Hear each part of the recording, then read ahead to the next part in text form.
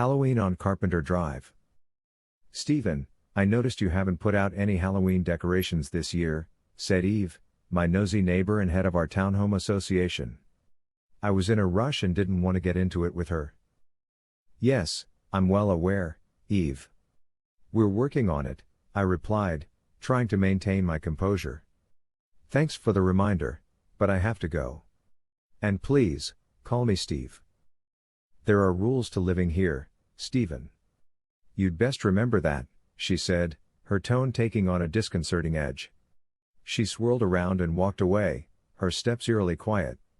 I started pulling out of my driveway, and as I glanced back, I noticed her standing right on the border of our yard, staring directly at me. I sat at the end of the cul-de-sac, my car's engine idling, waiting for the last few cars to pass by so I could leave. A jogger happened to run by. As he did, he yelled back, "Love the way you guys celebrate Halloween on your street. Everything looks so realistic." I grimaced. The last thing I wanted to hear was about how great everyone else's decorations were, putting more pressure on me to keep up. Work ran long, and it was already dark by the time I arrived home. The primary sources of light came from two areas.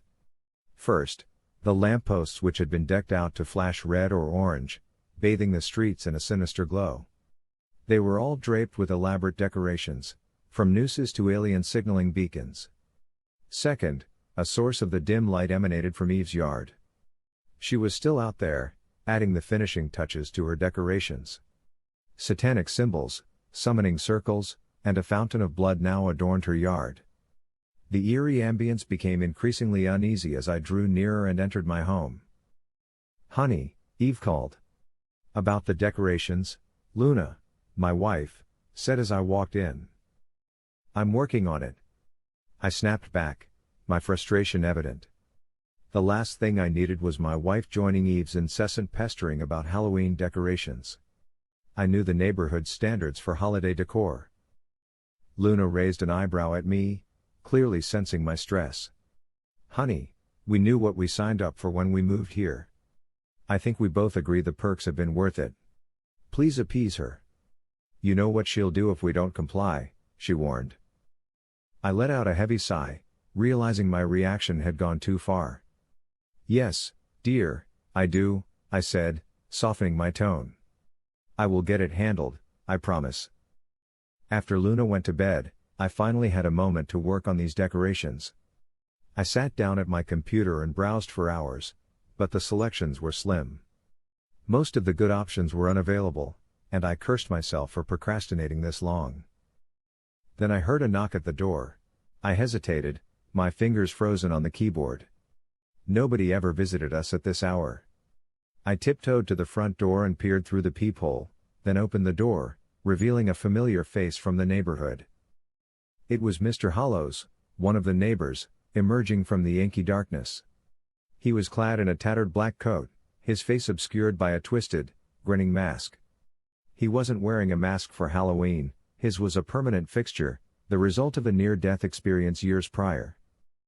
"Evening, Stephen," he said, his voice a low, chilling murmur. "I've noticed you have yourself a dilemma."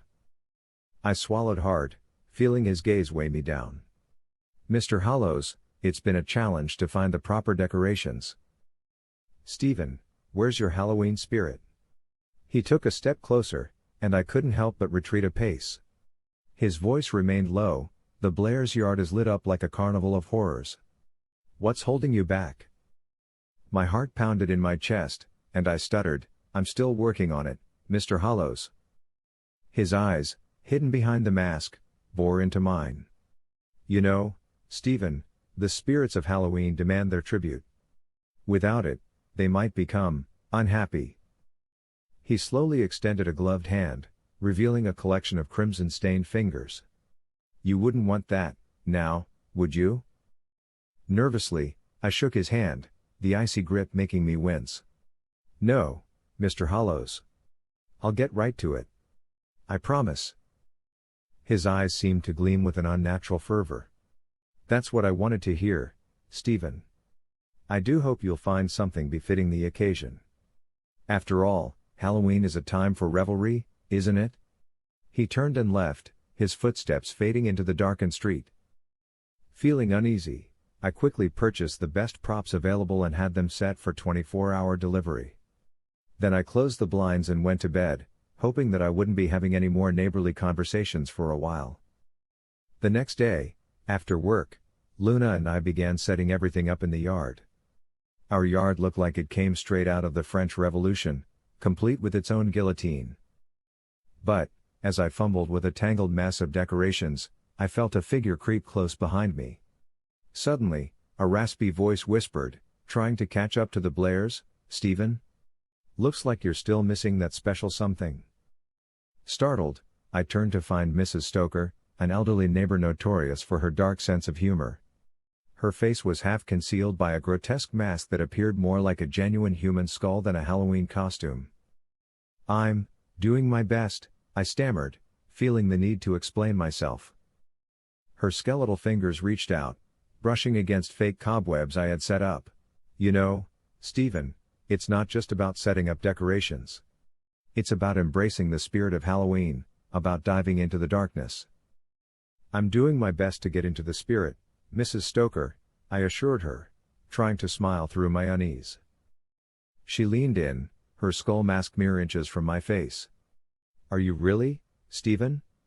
Halloween is a time for indulgence. A time for crossing lines you'd never dare to cross in the light of day."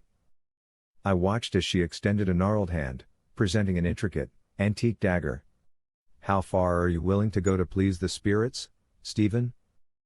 My heart raced, and I took a step back.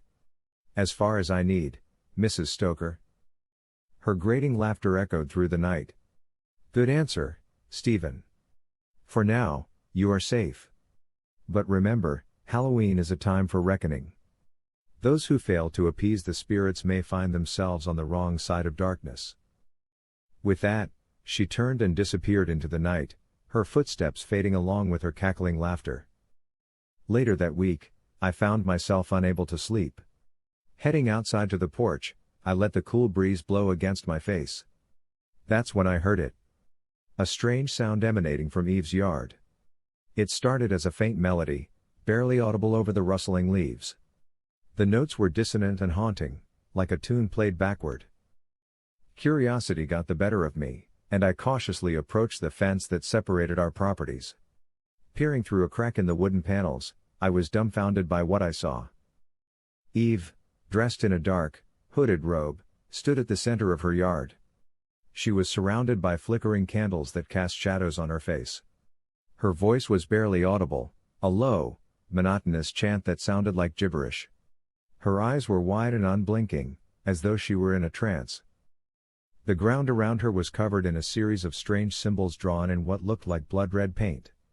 These symbols seemed to come to life, their lines writhing like serpents, as if they were etched in flesh rather than soil.